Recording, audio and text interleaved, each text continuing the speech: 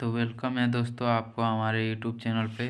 तो जैसे कि मैं आज लेकर आया हूँ कक्षा 8वीं की मॉडल सेट।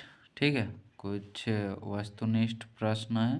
ठीक है, 50 प्रश्न है, सब ऑब्जेक्टिव हैं और इन्हीं से मतलब आपको सिलेबस जैसे कि आपको पता होना चाहिए कितना नंबर का होगा, कैसे क्वेश्चन आएंगे। ठीक है, तो आइए इसके बारे में देखते हैं कैसा क्वेश्चन है कैसा नहीं। तो सबसे पहले है ये आपका हिंदी सब्जेक्ट का है। ठीक है, समय आपका 1 घंटा का रहेगा और 50 अंक का, टोटल 50 अंक का ये होगा एग्ज़ाम होगा। ठीक है, यानी एक सब्जेक्ट पे आपको 50 अंक दिया जाएगा और आपका जो एग्ज़ाम होगा वो 6 सब्जेक्ट का होगा। ठीक है, एक सब्जेक्ट में आपको 50 अंक दिया जाएगा। तो सामान्य निर्देश जो होते हैं उनको देखते हैं पहले। तो इसमें दिया गया है पहला कि सभी प्रश्नों के उत्तर अनिवार्य हैं। ठीक है, सभी प्रश्नों के उत्तर देना अनिवार्य है। दूसरा है प्रत्येक प्रश्न के लिए 1 अंक निर्धारित है। प्रत्येक प्रश्न के लिए 1 अंक ही आपको मिलेंगे। ठीक है, एक क्वेश्चन का आंसर दीजिएगा तो आपको 1 ही नंबर मिलेगा। उसके बाद तीसरा है प्रत्येक प्रश्न के 4 विकल्प दिए गए हैं, सही विकल्प का चयन कीजिए। आपको 4 विकल्प दिया गया है। ठीक है, उसमें से किसी एक को चुनना है। उसके बाद चौथा है कि गलत उत्तर के लिए कोई अंक काटे नहीं जाएंगे। ठीक है, तो मतलब अगर आप गलत आंसर देते हैं तो आपको कोई अंक कटा नहीं जाएगा। ठीक है, तो देखते हैं आगे क्वेश्चन। तो सबसे पहले यहाँ पे आपका क्वेश्चन दिया गया है कि निम्नलिखित गद्यांश को पढ़कर उससे दिए गए प्रश्नों के सही उत्तर का चयन करें। ठीक है, तो आइए सबसे पहले गद्यांश पढ़ते हैं। गद्यांश। ठीक है, तो पहले लिखा है कि कार्निवाल के मैदान में बिजली जगमगा रही थी, हंसी और विनोद का कलनाद गूंज रहा था। मैं खड़ा था उस छोटे फुहारे के पास जहां एक लड़का चुपचाप शराब पीने वालों को देख रहा था। उसके गले में फटे कुर्ते के ऊपर से एक मोटी सी सूत की रस्सी पड़ी थी और जेब में कुछ ताश के पत्ते थे। ठीक है, और उसके आगे है कि उसके मुंह पर गंभीर विषाद के साथ धैर्य रेखा थी। ठीक है, मैं उसकी ओर ना जाने क्यों आकर्षित हुआ। तो इस गद्यांश को पढ़कर ही आपको उत्तर देना है। ठीक है, तो आइए देखते हैं पहला सवाल क्या है। तो पहला सवाल है कि पहला क्वेश्चन है कि कार्निवाल के मैदान में क्या जगमगा रही थी। ठीक है, तो हमने वहाँ पे पढ़ा कि कार्निवाल के मैदान पे बिजली जगमगा रही थी। ठीक है, तो आपका सही आंसर होगा बिजली। उसके बाद दूसरा क्वेश्चन है कि कार्निवाल के मैदान में लेखक कहाँ खड़ा था। तो हमने वहाँ पे पढ़ा कि छोटे फुहारे के पास, यानी कि आपका ऑप्शन नंबर सी सही हो जाएगा। ठीक है, आगे देखते हैं। आगे में दिया है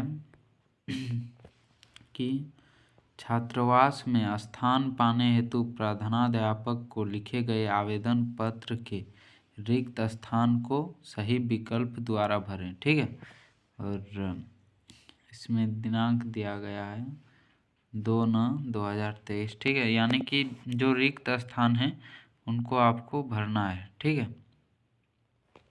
तो पहला आपका है कि सेवा में श्रीमान रिक्त स्थान दिया गया है। ठीक है, तो यहाँ ऑप्शन तो होगा, यहाँ पे जैसे कि 3 का ऑप्शन आपका दिया गया है। जैसे यहाँ पे है, पढ़ लेते हैं। यहाँ पे सेवा में पढ़ लेते हैं कि सेवा में श्रीमान डैश है, प्रधानाध्यापक महोदय होगा। ठीक है, यानी कि 3 नंबर पे आपका प्रधानाध्यापक महोदय। ठीक, उसके बाद आगे है कि उच्च विद्यालय रातू रांची महाशय सविनय, यहाँ 4 नंबर पे निवेदन। ठीक है, निवेदन है कि मैं आपके विद्यालय का वर्ग अष्टम का छात्र हूँ और प्रतिदिन 10 किलोमीटर दूर से विद्यालय पढ़ने के लिए आया करता हूँ। तो एवं मुझे विद्यालय के 5वां में क्या होगा देखेंगे, डैश में स्थान देने की कृपया करें, इसके लिए मैं सदा आपका आभारी रहूँगा। ठीक है, तो तीसरा नंबर में यहाँ ऑप्शन दिया है। पहला ऑप्शन है मैनेजर, एडिटर, प्रधानाध्यापक, डाकपाल। ठीक है, तो आपका सही आंसर होगा तीसरा नंबर में प्रधानाध्यापक। ठीक है, उसके बाद चौथा नंबर में था कि सविनय, डैश है कि मैं आपके। ठीक है, तो चौथा नंबर का ऑप्शन दिया है, पहला है निवेदन, आदेश, अपेक्षा, उपेक्षा। ठीक है, तो आपका सही आंसर हो जाएगा निवेदन। ठीक है, उसके बाद 5वां में आपका था कि एते मुझे विद्यालय के डैश में स्थान देने की कृपया करें। ठीक है, तो इसका सही आंसर होगा। ठीक है, तो ऑप्शन देखते हैं। पहला ऑप्शन है पुस्तकालय, अस्पताल, छात्रावास, कार्यालय। तो इसका सही आंसर हो जाएगा आपका ऑप्शन नंबर सी। ठीक है, छात्रावास देने की कृपया करें। ठीक, उसके बाद आगे देखते हैं 6ठा नंबर क्वेश्चन, ये व्याकरण खंड से लिया गया है। ठीक है, व्याकरण खंड से। तो आगे देखते हैं क्वेश्चन 6 नंबर, लिखा है रात तद्भव शब्द है, तत्सम शब्द क्या होगा। ठीक है, तो रात एक तद्भव शब्द है, इसका तत्सम शब्द क्या होगा। तो इसका ऑप्शन दिया गया है, पहला रात्रि, अंधकार, तिमिर, अंधेरा। ठीक है, तो इसका सही आंसर हो जाएगा रात्रि, तत्सम शब्द रात्रि। ठीक है, उसके बाद आगे है 7 नंबर क्वेश्चन। 7 नंबर में है कि सूर्य का उचित पर्यायवाची शब्द क्या है। ठीक है, तो सूर्य का उचित पर्यायवाची शब्द होगा, पहला आपका ऑप्शन दिया है दुनिया, दूसरा सदन, सी भास्कर, डी नभ। ठीक है, तो इसका सही आंसर आपका हो जाएगा भास्कर। ठीक है, उसके बाद 8वां नंबर क्वेश्चन है कि तुम घर जाते हो, इस वाक्य में तुम क्या है। ठीक है, इस वाक्य में तुम क्या है। तो पहला है सर्वनाम, बी है संज्ञा, सी है विशेषण, डी है क्रिया। तो इसका सही आंसर हो जाएगा दोस्तों सर्वनाम, कि तुम घर जाते हो, इस वाक्य में तुम क्या है। तुम यहाँ पे नाम होता तो संज्ञा होता। ठीक है, इसमें सर्वनाम मतलब नाम के जगह पे इसको यूज किया गया है। ठीक है, इसलिए ये सर्वनाम है। 9वां नंबर क्वेश्चन देखते हैं। तो इसमें है शुद्ध शब्द कौन सा है। ठीक है, शुद्ध शब्द, तो आइए देखते हैं। इसमें लिखा है पारिवारिक, बी में पारिवारिक, बट इसको मतलब हर्षय, दुर्गय, इनसे ये मतलब पूछ रहा है कि सबसे मतलब शुद्ध शब्द जो है वो कौन सा है। ठीक है, तो उसके बाद सी में है वही है, हर्षय है, फिर आगे वाला में भी हर्षय, डी में है प, हर्षय, वा, हर्षय, क। ठीक है, तो इसका सही आंसर हो जाएगा ऑप्शन नंबर ए, ये सबसे सही शुद्ध शब्द है। ठीक है, पारिवारिक। उसके बाद 10वां नंबर है कि कल मेरे घर में गोपाल आया था, इस वाक्य में गोपाल डैश है। ठीक है, इस वाक्य में गोपाल डैश है। तो आप सभी को पता होगा कि किसी के नाम के बदले ही संज्ञा का प्रयोग होता है। ठीक है, संज्ञा के बदले ही नाम दिया जाता है। तो गोपाल क्या है, तो गोपाल आपका संज्ञा। ठीक है, 10 नंबर का ऑप्शन नंबर ए आपका सही आंसर हो जाएगा। ठीक है, उसके बाद अगला है कि स्वागत शब्द में कौन सा उपसर्ग है। ठीक है, तो इसका सही आंसर हो जाएगा स्वागत शब्द में कौन सा उपसर्ग, तो स्वागत, तो आपका सु सही आंसर हो जाएगा। ठीक है, 12 में देखते हैं, तो 12 में है सार्थक शब्द का विलोम होगा। सार्थक शब्द का विलोम होगा, तो इसका सही आंसर हो जाएगा सार्थक का उल्टा क्या होगा, निर्थक होगा। ठीक है, तो इसका सही आंसर निर्थक होगा। उसके बाद है 13 नंबर क्वेश्चन, प्रतिकूल कार्य करना में संबंधित मुहावरा है। तो इसका सही आंसर हो जाएगा, देखिए ऑप्शन दिया है, पहला दिया है कि एड़ी चोटी एक करना, ओखली में सिर देना, उसके बाद है उल्टी गंगा बहना, उसके बाद है आग में घी डालना। तो इसका सही आंसर हो जाएगा दोस्तों उल्टी गंगा बहना। ठीक है, प्रतिकूल कार्य करना से संबंधित मुहावरा है, यानी कि उल्टी गंगा बहना।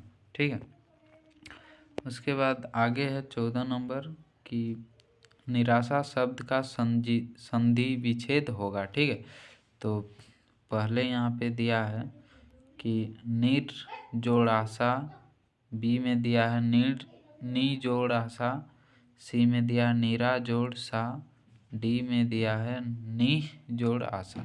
तो इसका सही आंसर हो जाएगा दोस्तों ऑप्शन नंबर डी। ठीक है, ऑप्शन नंबर डी आपका सही होगा, निह जोड़ आशा निराशा।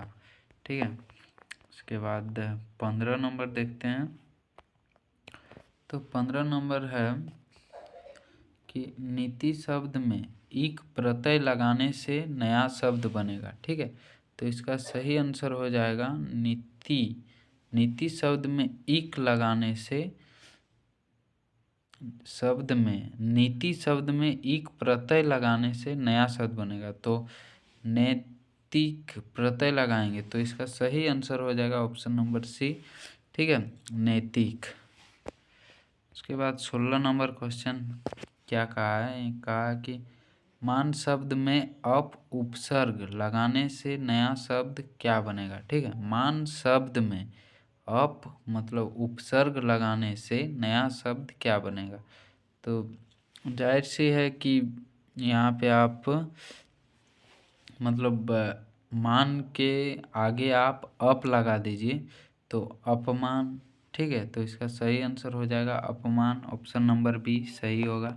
ठीक है, उसके बाद 17 नंबर क्वेश्चन है कि जय शब्द का विलोम क्या है। जय, तो जय का यही होगा कि जय का विलोम शब्द आपका हो जाएगा पराजय, यानी कि जय यानी जीतना, पराजय यानी कि हारना, यानी कि आपका विलोम शब्द पराजय होगा। ठीक है, 18 नंबर देखते हैं, तो इसमें कहा है कि अभिनेता शब्द का स्त्रीलिंग क्या है।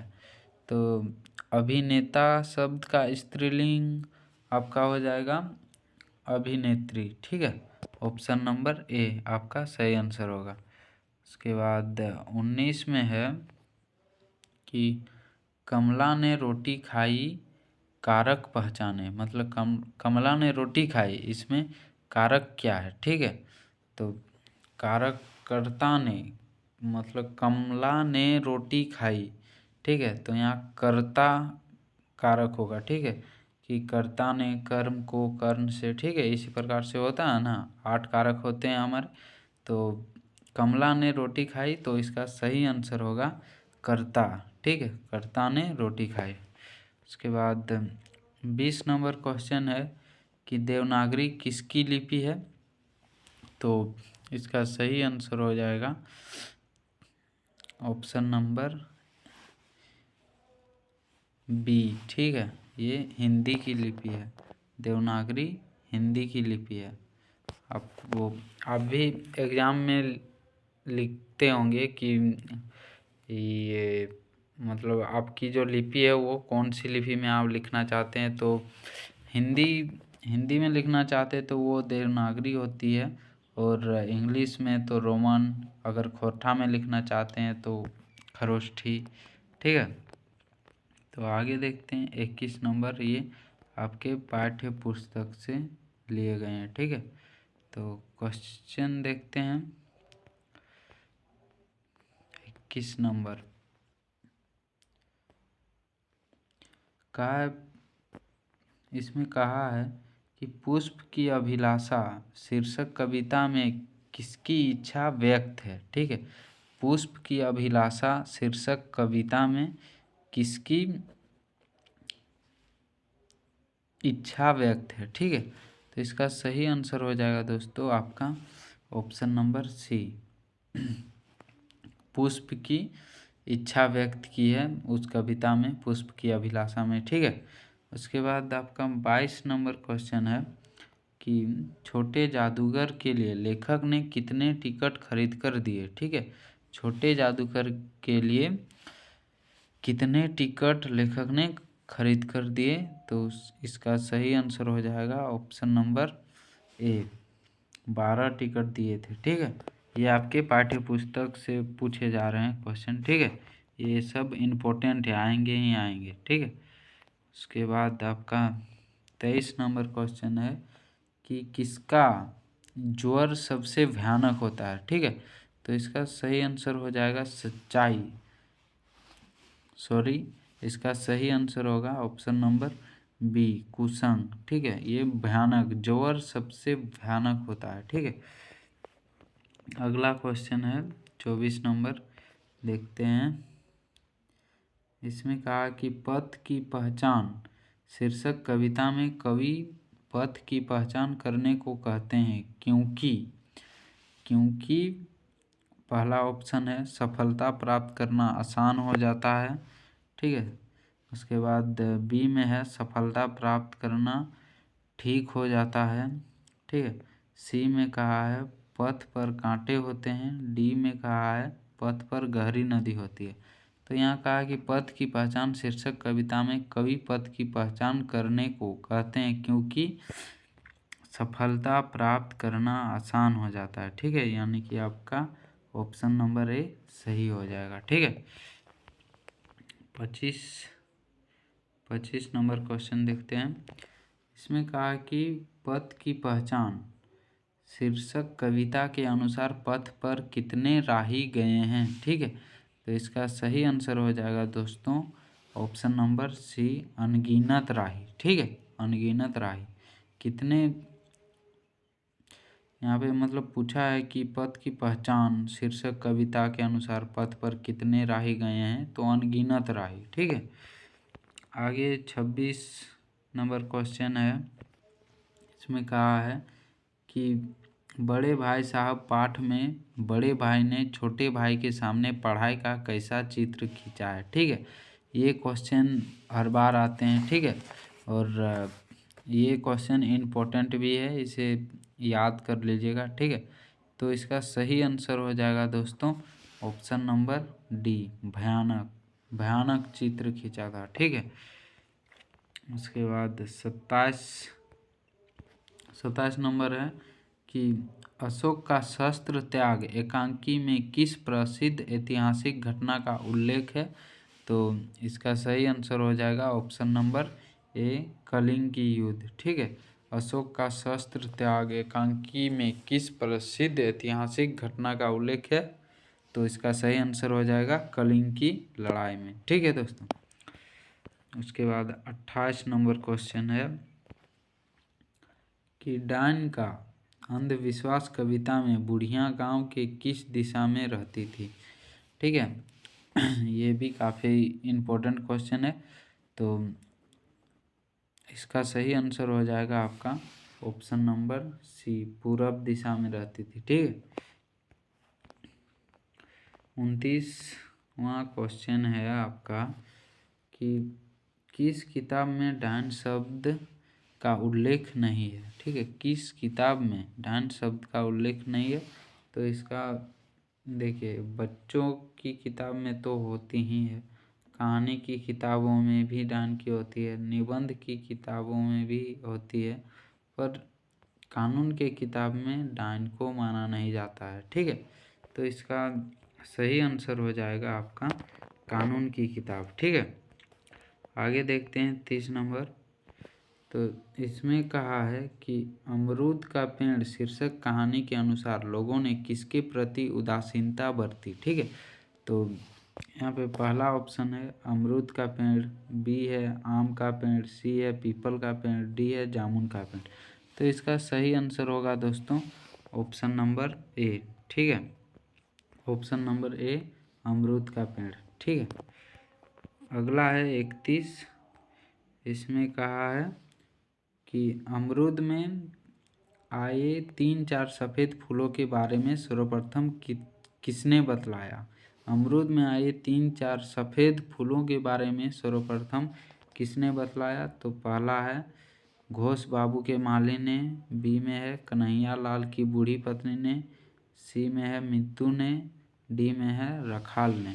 तो इसका सही आंसर हो जाएगा दोस्तों आपका ऑप्शन नंबर सी, मित्तू ने बताया था। ठीक है, उसके बाद 32 में है कि क्या निराशा हुआ जाए पाठ के अनुसार भारतवर्ष सदा कानून को किस रूप में देखता आ रहा है। ठीक है, तो इसका सही आंसर होगा दोस्तों ऑप्शन नंबर ए, धर्म के रूप में देखता चला आ रहा है। ठीक है, उसके बाद 33 नंबर क्वेश्चन है कि कंडक्टर लेखक के बच्चों के लिए क्या लेकर आया। ठीक है, कंडक्टर यानी बस कंडक्टर एक लेखक के बच्चों के लिए क्या लेकर आया। तो इसमें ऑप्शन दिया गया है, सबसे पहले है पानी और थोड़ा दूध, मिठाई, चॉकलेट, आइसक्रीम। तो इसका सही आंसर हो जाएगा आपका पानी और थोड़ा दूध। ठीक है, अगला क्वेश्चन है 34 नंबर। राम का भरत को संदेश पाठ किस महाकाव्य का अंश है। ठीक है, तो इसका सही आंसर हो जाएगा दोस्तों ऑप्शन नंबर बी, रामचरितमानस। ठीक है, रामचरितमानस। ठीक है, उसके बाद 35 में है आपका कि तुलसीदास के अनुसार मुखिया को कैसा होना चाहिए। ठीक है, पहला ऑप्शन है मुख के समान, दूसरा है आँख के समान, तीसरा कान के समान, चौथा दांत के समान। तो आपका सही आंसर हो जाएगा ऑप्शन नंबर ए। ठीक है, मुख के समान मतलब तुलसीदास के अनुसार मुखिया को मुख के समान होना चाहिए। ठीक है, अगला है 36, देखते हैं। तो इसमें कहा है बस की यात्रा शीर्षक पाठ कैसी रचना है। ठीक है, तो पहला ऑप्शन है मनोवैज्ञानिक, बी है हास्य व्यंग्यात्मक, सी है निबंधात्मक, डी है आत्मकथनात्मक। ठीक है, आत्मकथात्मक। तो इसका सही आंसर हो जाएगा आपका ऑप्शन नंबर बी। ठीक है, ऑप्शन नंबर बी आपका सही आंसर हो जाएगा हास्य व्यंग्यात्मक। ठीक है, उसके बाद 36 में है कि बस में कितने मित्र सवार हुए थे। ठीक है, तो इसमें ऑप्शन दिया है आपका 4, 3, 2, 5। ठीक है, तो आपका सही आंसर होगा ऑप्शन नंबर डी। ठीक है, 5 मित्र सवार हुए थे। ठीक है, बस में 5 मित्र सवार हुए थे। उसके बाद 38 में है कि झारखंड के 2 सपूत पाठ के अनुसार जयपाल सिंह को किस खेल से गहरा लगाव था। ठीक है, तो इसमें ऑप्शन दिया है कि पहला हॉकी, दूसरा फुटबॉल, तीसरा क्रिकेट, चौथा टेनिस। ठीक है, तो जयपाल सिंह को सबसे पहले तो इन्होंने हॉकी खेलने का इनका गहरा लगाव था। ठीक है, जयपाल सिंह मुंडा को। अगला क्वेश्चन है कि छोटा नागपुर स्वर्ग का एक टुकड़ा है, यह किस पाठ का हिस्सा है। कि छोटा नागपुर स्वर्ग का एक टुकड़ा है, यह किस पाठ का हिस्सा है। तो ऑप्शन दिया है बस की यात्रा में, ठीक है, दूसरा दिया है हुंडरू का जलप्रपात में, तीसरा है अमरूद का पेड़ में, चौथा है मित्रता। ठीक है, तो इसका सही आंसर होगा ऑप्शन नंबर बी। ठीक है, हुंडरू जलप्रपात में इनका हिस्सा दिया गया है। छोटा नागपुर स्वर्ग का एक टुकड़ा है। ठीक है, तो आगे देखते हैं। अगला क्वेश्चन है कि हुंडरू का जलप्रपात का संबंध किस नदी से है। ठीक है, हुंडरू का जलप्रपात का संबंध किस नदी से है, तो इसका सही आंसर हो जाएगा ऑप्शन नंबर डी, स्वर्णरेखा नदी से संबंध है। ठीक है, उसके बाद आगे देखते हैं 41 नंबर क्वेश्चन। ठीक है, तो यहाँ पूछा गया है बूढ़ी पृथ्वी का दुख कविता के कवि कौन हैं। ठीक है, तो इसका पहला आंसर हो जाएगा दोस्तों आपका निर्मल पुतुल। ठीक है, उसके बाद 42 नंबर क्वेश्चन है आपका 42 नंबर। इसमें कहा कि गुरु शिष्य नामक संस्मरण में लेखक ने क्या स्मरण किया है। ठीक है, गुरु शिष्य नामक संस्मरण में लेखक ने किसका स्मरण किया है, तो इसका सही आंसर हो जाएगा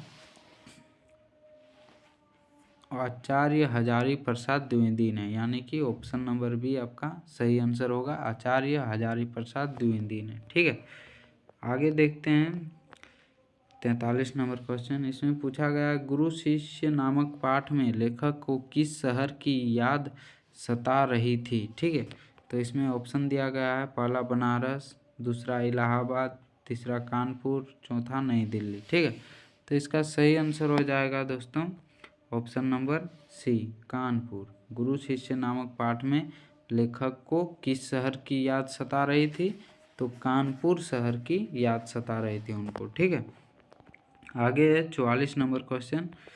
तो इसमें अपराजिता शीर्षक पाठ के रचनाकार निम्नलिखित में से कौन है। ठीक है, अपराजिता शीर्षक पाठ के रचनाकार कौन है। ठीक है, तो ऑप्शन दिया है पहला है मुंशी प्रेमचंद, दूसरा शिवानी, तीसरा ज्ञान रंजन, चौथा रामचंद्र शुक्ल। ठीक है, तो इसका सही आंसर होगा दोस्तों ऑप्शन नंबर बी की शिवानी थी। ठीक है, अपराजित शीर्षक पाठ के रचनाकार शिवानी जी थी। ठीक है, उसके बाद आगे देखते हैं 45 नंबर क्वेश्चन। इसमें कहा है कि डॉक्टर चंद्रा के एल्बम के अंतिम पृष्ठ पर किसकी तस्वीर थी। ठीक है, डॉक्टर चंद्रा के एल्बम के अंतिम पृष्ठ यानी कि अंतिम पाठ पर किसकी तस्वीर थी, तो इसका ऑप्शन दिया हुआ है माँ की, पिता की, तीसरा चाचा की, चाची की। ठीक है, तो इसका सही आंसर होगा माँ की। ठीक है, माँ की अंतिम फोटो थी। ठीक है,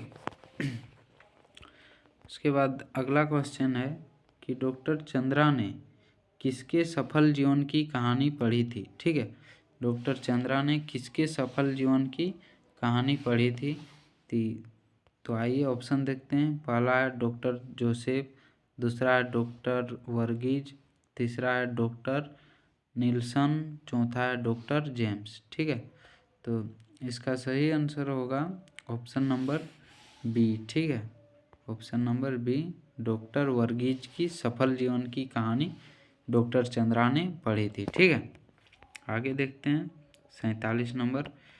तो इसमें कहा है कि पन्ना पन्ना बोलता है पाठ के अनुसार शुभांगी के घर में खुशी का माहौल कब से छाया हुआ है। ठीक है, तो इसका ऑप्शन दिया हुआ है पहला है सुबह से, शाम से, दोपहर से। ठीक है, दोपहर से या रात से। ठीक है, तो इसका सही आंसर होगा ऑप्शन नंबर ए। ठीक है, सुबह से। सुबह से पन्ना पन्ना बोलता है पाठ के अनुसार शुभांगी के घर में खुशी का माहौल कब से छाया हुआ है ना, सुबह से। ठीक है, अगला क्वेश्चन देखते हैं। तो इसमें कहा है शुभांगी की बुआ क्या बन गई थी। ठीक है, पहला ऑप्शन है बैंक अधिकारी, रेलवे अधिकारी, सैन्य अधिकारी या IAS। ठीक है, तो इसका सही आंसर हो जाएगा आपका ऑप्शन नंबर डी। ठीक है, IAS बन गई थी, शुभांगी की बुआ IAS बन चुकी थी। ठीक है, अगला क्वेश्चन है कि व्याकरण के प्राचीन ग्रंथ में किसे धर्म स्वभाव कहा गया है। ठीक है, तो इसका सही आंसर होगा ऑप्शन नंबर डी। ठीक है, ऑप्शन नंबर डी, कुआं। कहाँ गया था ना, कुआं। ठीक है, उसके बाद अगला क्वेश्चन है आपका,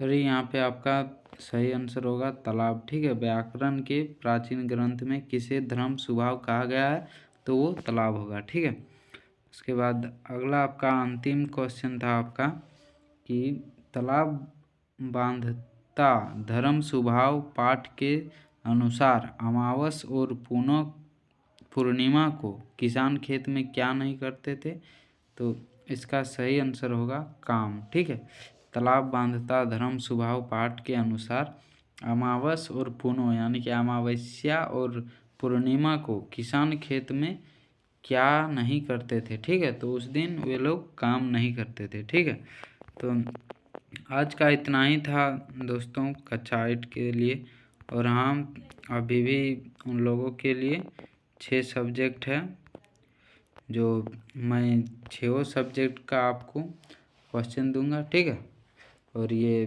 पहला रहा आपका हिंदी का। ठीक, पहला ये आपका हिंदी का है, डेली एक एक दूंगा। ठीक है, और चैनल को सब्सक्राइब कर लीजिएगा ताकि आपको भी सुविधा हो, और कहते हैं ना कि मतलब सब्सक्राइब कर लीजिएगा तो आपके मतलब नोटिफिकेशन आपके पास तुरंत ही चल जाएंगे। ठीक है, और हाँ, घंटा को दबा दीजिएगा। ठीक है, ठीक है, तब अगले वीडियो में मिलते हैं। अभी तक के लिए बाय।